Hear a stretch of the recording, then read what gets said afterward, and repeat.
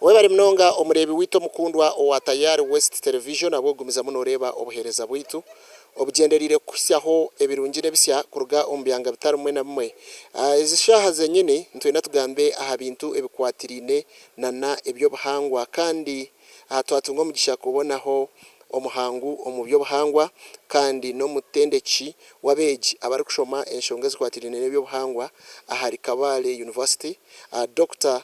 Julius Arne 2020 atugambire university egi hine project eyetwire nekora egenderire kureba okuba kurinda ebyo buhangwa omuchanga ekya Kigezi nangwa na district sezimwe okuruga omuri Ankole naje kutushobora achango a project ejo nangwa ne bashangire nibiha omuri region ejo kukira munonga ombishara kandi nekisheme kuba nkikorwa kugira ngo ebyo ebishara byitu base kurindwa kurunje munonga. Dr. twakwakira oli aha Tayari West.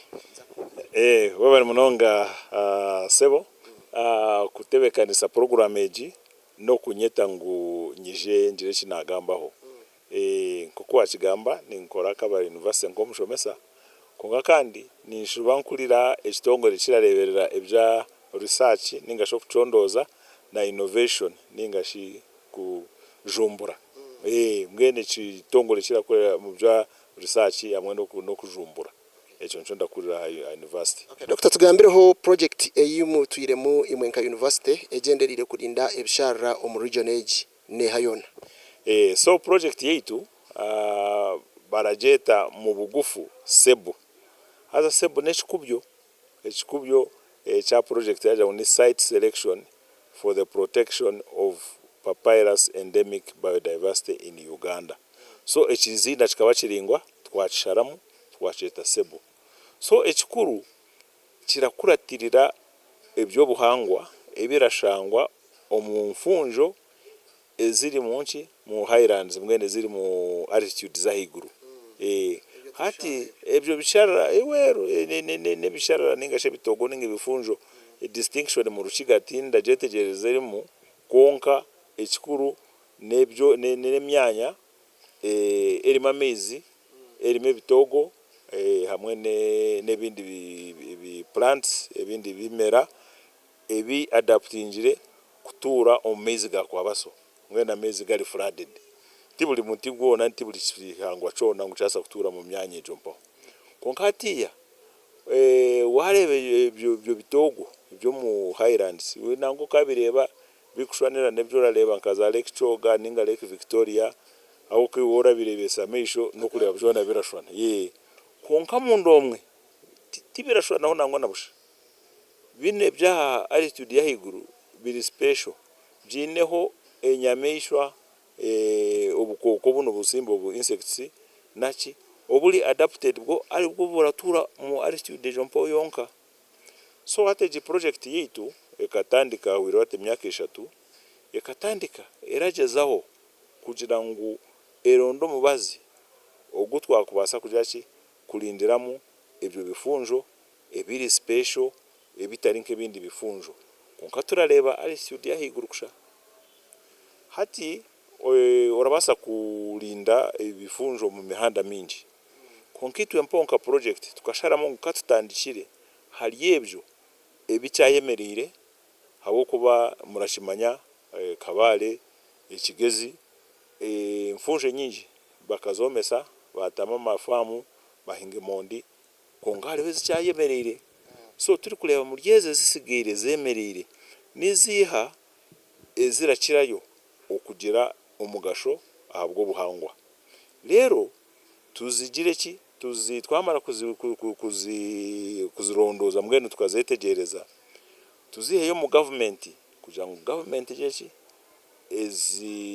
ezirinde mwene so ejo niyo project twabiri turakora konka kuza kugira ngo oikari ejo point kikashireta research impango munonga habwo kuba ebitogo biri mu myanya mingi.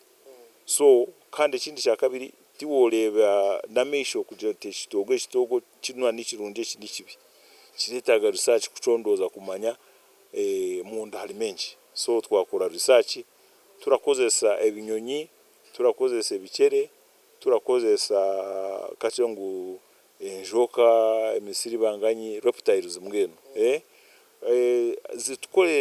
zitubere nka indicator kumanya condition ya wetland nko kweli.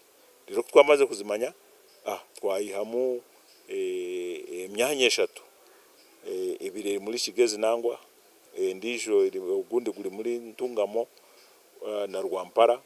Ejo myanya two kujirinda turamanya ngo Uganda biodiversity ye bisharire byahiguru ebitogwe byahiguru twajashi twabi conserving kurunji. So ejo niyo research twakozire irizoba nico twaturajashi tulereka abantu ejo myanya niha amushangire ngo twemerire tuta hatiya ebitogwe byo mpaho ekintu eco mugisha kiringu muri Kigezi tukineme ebitogo byinji. Actually waleba nkoku historically nkoku ebitogo bikabire twine 60% bichaliho, which is amazing abo kugira ngo ahora reba hona ne farm ahora reba hone farm kuka kandi kora zakalire kibunyonyi okashuma ifeside za rubayo kwempaho za mugando okwempaho orashanga ekitogo cyango munonga eche cyana nka rushebe ya Kanyabaha orashanga ekitogo cyango munonga Nyamuliro kuri wabijodoro kwempaho orashanga ekitogo cyariyo. So ezo areas ezo nzo twaturatayira kureba ekitogo kisigire kiringana ki nikihe kirashirayo. Ati ejindi myanya 40% yoyo kahinduka kali. In fact waza kujetegereza teacher behaving akachi nkako ebitogo behaving aho kaja ngo abantu bakatama amafamu bahinga balime emiti hari muki hona teachakora nkoko ekitogo shime kwashira kora.